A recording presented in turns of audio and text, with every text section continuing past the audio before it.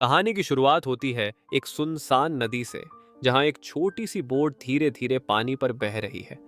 Boat में है Andy, उसकी वाइफ और उनकी छोटी बच्ची। सफर बिल्कुल शांत दिखता है, लेकिन ये दुनिया अब पहले जैसी नहीं रही। रास्ते में एंडी को किनारे पर एक फैमिली दिखती है। एंडी दोस्ताना तरीके से हाथ हिलाता है, लेकिन सामने खड़ा आदमी अचानक गन तान देता है। वो नहीं चाहता कि कोई उनके करीब आए, क्योंकि ये दुनिया अब खतरनाक हो चुकी है।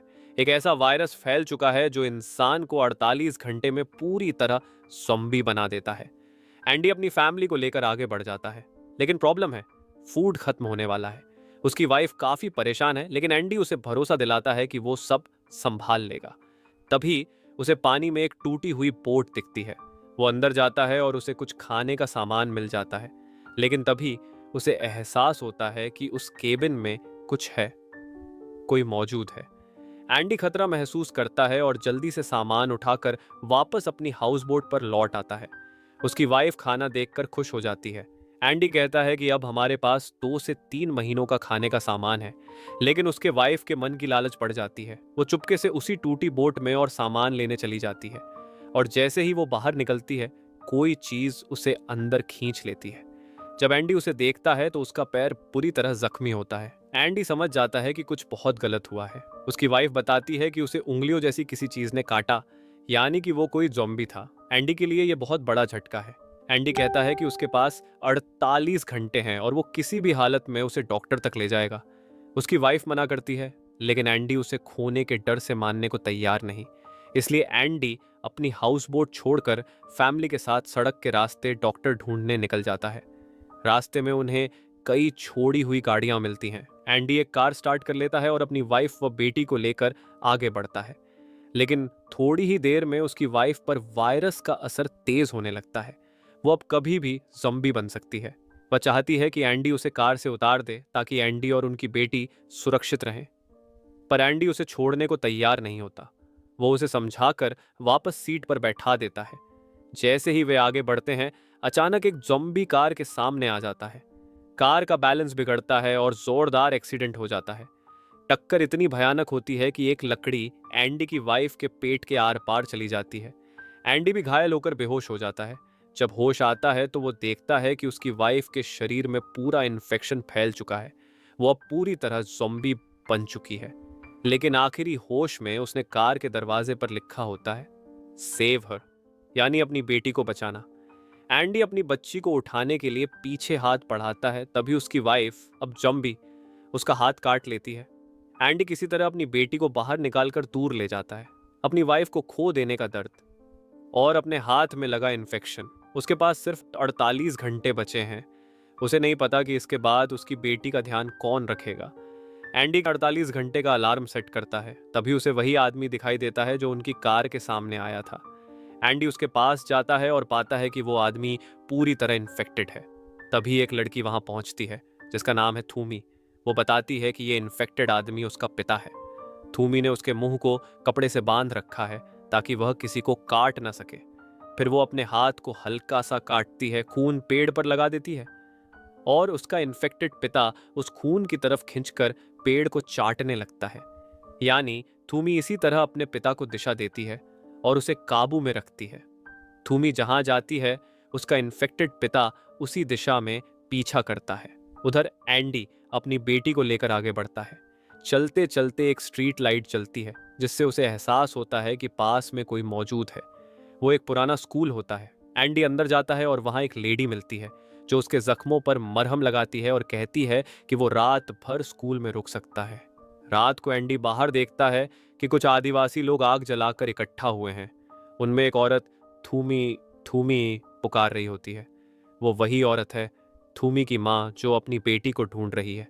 उधर थूमी को दिखाया जाता है कि उसने अपने इन्फेक्टेड पिता को जमीन में गाड़ कर छुपा रखा है, ताकि कोई उसे देख न ले, क्योंकि आदिवासी लोग हर इन्फेक्टेड इंसान को तुरंत मार देते हैं।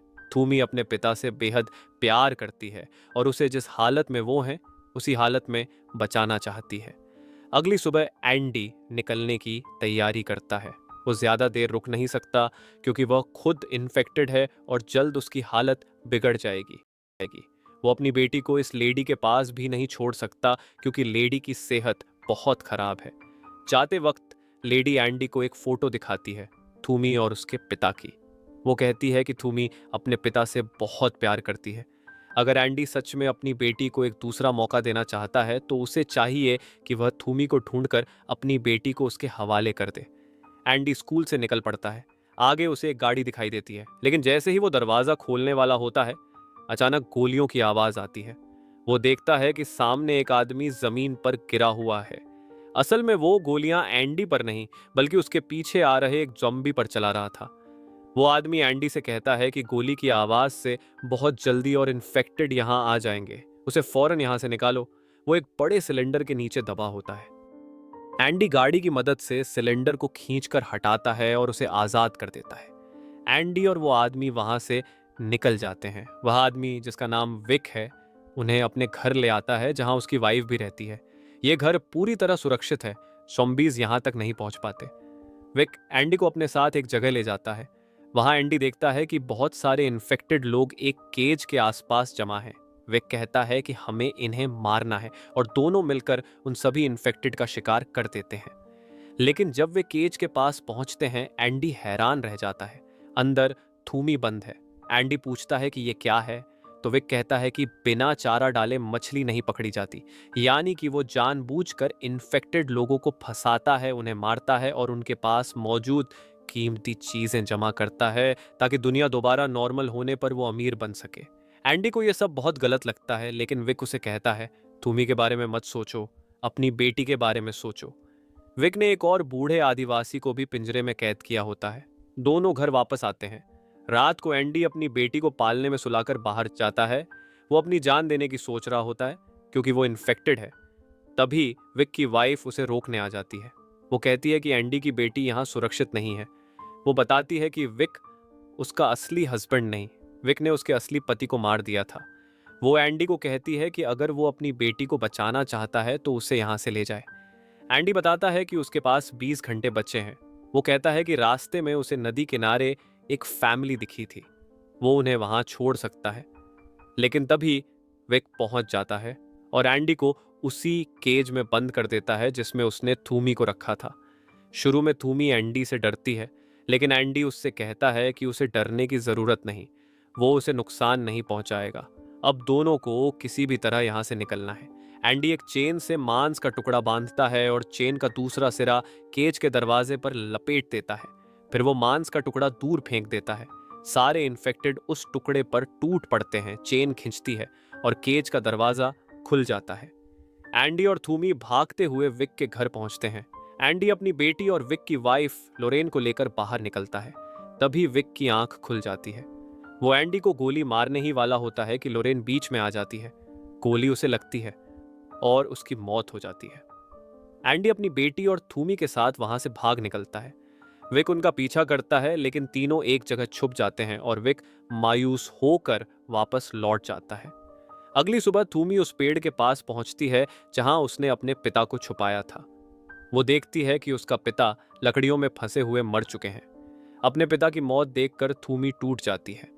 एंडी उसे समझाने की कोशिश करता है कि उसके पिता पहले ही मर चुके थे, वो सिर्फ इन्फेक्शन की वजह से चल रहे थे। लेकिन थूमी उसकी कोई बात नहीं सुनती। एंडी चाहता है कि थूमी उसके साथ नदी किनारे चले, जहां उसने वो फैमिली देखी थी, लेकिन थूमी मना कर देती है। एंडी अपनी बेटी को लेकर अकेला ही निकल जाता है। घड़ी देखने पर एंडी को पता चलता है कि उसके पास सिर्फ 9 घंटे बचे हैं। उसे 9 घंटों में रिवर बैंक तक पहुंचना है। लेकिन अचानक उसे दौरा पड़ता है। वो बेहोश हो जाता है। जब होश आता है तो उसकी बेटी गायब होती है। असल में थूमी ने उसे उठा लिया था। अब थूमी खुद एंडी की बेटी को सुरक्षित रखना चाहती है, इसलिए वो दोनों को लेकर सफर पर निकल पड़ती है। थूमी जंगल के सभी रास्तों को जानती है, इसलिए वो एंडी को बहुत जल्दी नदी किनारे पहुंचा देती है। एंडी उस जगह पहुंचता है जहां उसने पहले फैमिली देखी थी, लेकिन अब उनका लीडर ज़ॉम्बी के काटने से इन्फेक्टेड होने वाला होता है। वो एंडी को गन दिखाता है, कहता है, इसमें 6 गोलियां हैं, 4 मेरी फैमिली के लिए। तुम चाहो तो बाकी 2 से खुद को और अपने बच्चे को खत्म कर सकते हो। एंडी उसे ऐसा करने से रोकता है। वो कहता है, मैं अपनी फैमिली को ऐसी जगह नहीं छोड़ सकता जहां कोई सुरक्षित नहीं है। एंडी अपनी बेटी को लेकर आगे बढ़ जाता है। तभी पीछे से 3 गोलियों की आवाज आती है। वो आदमी अपनी फैमिली को मार देता है और फिर खुद को भी। एंडी उस गन को उठा लेता है। अब उसमें 2 गोलियां बची हैं। उसे समझ नहीं आता कि आगे क्या करना है। उधर थूमी उस फैमिली के टेंट के अंदर होती है जहां पूरी फैमिली ने खुद को मार लिया था। जब थूमी एंडी का बैग देखती है तो अंदर से उसे वही फोटो मिलती है, वही फोटो जो उस बीमार औरत ने एंडी को सबसे पहली बार दी थी। इस फोटो में थूमी, उसके पिता और उसकी फैमिली होती है। फोटो देखते ही थूमी का भरोसा एंडी पर पहले से भी ज्यादा मजबूत हो जाता है। वो एंडी के पास आती है और कहती है, मैं अपने लोगों के पास वापस जाना चाहती हूँ, क्या तुम मेरे साथ चलोगे? एंडी हाँ कह देता है। थूमी उसे दूर उठते हुए धुएं की ओर इशारा करके बताती है, मेरे लोग वहीं हैं। तीनों, एंडी, उसकी बेटी और थूमी, रेलवे ट्रैक वाले सुरंग से होते हुए आगे बढ़ने लगते हैं। चलते चलते उन्हें सामने विक दिखाई देता है। विक ने उन्हें नहीं देखा होता, इसलिए एंडी जल्दी से थूमी और अपनी बेटी को पास खड़ी एक कार के अंदर छिपा देता है और खुद उन जॉम्बीज की लाइन में जाकर खड़ा हो जाता है जिन्हें विक ने बांध रखा था। विक एक एक करके सब जॉम्बीज को मार रहा होता है। जैसे ही वो एंडी के पास आता है, एंडी मौका देखकर रिवॉल्वर निकालता है और उस पर हमला करने की कोशिश करता है। दोनों के बीच जोरदार हाथापाई होती है, लेकिन विक एंडी से रिवॉल्वर छीनकर उसी को गोली मार देता है। इसके बाद वो कार के पास पहुंचता है जहां थूमी और एंडी की बेटी छिपी होती है। विक थूमी को कार से घसीटकर बाहर फेंक देता है। वो ट्रक पर गिरकर बेहोश हो जाती है क्योंकि उसके सिर से लगातार खून बह रहा होता है। फिर वो एंडी की बेटी को गोद में उठाकर एक तरफ जाकर बैठ जाता है। एंडी किसी तरह उठकर उसके पास पहुंचता है और कहता है, मेरी बेटी मुझे वापस दे दो। विक गुस्से में चिल्लाता है, तुमने मेरी लॉरेन को मुझसे छीना था, अब मैं तुम्हारी बेटी को तुमसे छीनूंगा। एंडी जवाब देता है, लॉरेन कभी तुम्हारी थी ही नहीं। ये बात सुनकर विक एक पल के लिए रुक जाता है। उसे एहसास होता है कि एंडी सही बोल रहा है। अंदर ही अंदर वह गिल्ट में था और आखिरकार वो एंडी की बेटी वापस दे देता है। अब थूमी, एंडी और उसकी बेटी फिर से आगे बढ़ते हैं, लेकिन थूमी चल नहीं पा रही होती। उसके सिर का घाव गहरा है और बहुत खून बह रहा है। एंडी उसे संभालते हुए कहता है, अगर तुम बेहोश हो गई तो हम अपनी मंजिल तक कभी नहीं पहुंच पाएंगे। वो उसे हिम्मत देता है और वे धीरे धीरे रास्ते पर आगे बढ़ते हैं। एक जगह एंडी फिर से बेकाबू होकर दौड़ने लगता है, लेकिन बेटी की आवाज सुनकर वो खुद को संभाल लेता है। अब उसकी हालत बहुत खराब हो चुकी है और वो ज्यादा दूर तक नहीं चल पाता। एंडी घुटनों के बल गिर जाता है। वह थूमी से धीमी आवाज में कहता है, तुम वादा करो, मेरी बेटी का हमेशा ख्याल रखोगी। थूमी उसकी आंखों में देखकर कहती है, मैं वादा करती हूं। एंडी समझ चुका है कि उसका आखिरी समय आ गया है। वह अपनी बेटी को प्यार से माथे पर चूमता है और थूमी से वह बॉक्स मांगता है जिसमें हाथों को बांधने वाला फंदा रखा होता है। इसी के साथ दूसरी तरफ दिखाया जाता है कि जहां धुआं उठ रहा था, वहां थूमी की माँ और उसका कबीला जम्बीज को मारकर जला रहा है। उसी वजह से वहां इतना धुआं था और तभी धुएं को चीरते हुए एंडी बाहर आता है। उसकी पीठ पर उसकी बेटी और थूमी दोनों लटके हुए होते हैं। एंडी अब पूरी तरह ज़ॉम्बी बन चुका है, लेकिन फिर भी अपने परिवार को बचाने के लिए चल रहा है। दरअसल एंडी ने थूमी को एक लकड़ी का टुकड़ा दिया था जिस पर मांस बंधा था। वो जानता था कि ज़ॉम्बी मांस की ओर खींचते हैं, इसलिए थूमी जिस दिशा में मांस को घुमाती, एंडी उसी दिशा में आगे बढ़ता चला जाता है। इस तरह तीनों आखिरकार कबीले की सुरक्षित जगह तक पहुंच जाते हैं। थूमी एंडी का हाथ पकड़े होती है, भले ही अब वो पूरी तरह ज़ॉम्बी बन चुका है। कबीले वालों को एंडी को मारना ही होगा। एंडी ने पहले ही अपने मुंह में लकड़ी ठूंस ली थी ताकि वह चाहकर भी किसी को काट न सके। कबीले वाले उसे भाले से मार देते हैं, पर पूरी इज्जत और सम्मान के साथ। थूमी और उसकी माँ एंडी की बेटी को अपने साथ रख लेते हैं, उसे अपना परिवार मानकर। एंडी ने अपनी बेटी के पेट पर उस हॉली चौक से थैंक यू लिखा होता है जो उन्हीं के कबीले की पवित्र राख थी। अंत में दिखाया जाता है कि एंडी की बेटी को वे लोग कबीले में शामिल कर लेते हैं और एंडी का अंतिम संस्कार भी थूमी के पिता की तरह सम्मान के साथ करते हैं। इसी के साथ इस भावुक कहानी का अंत हो जाता है।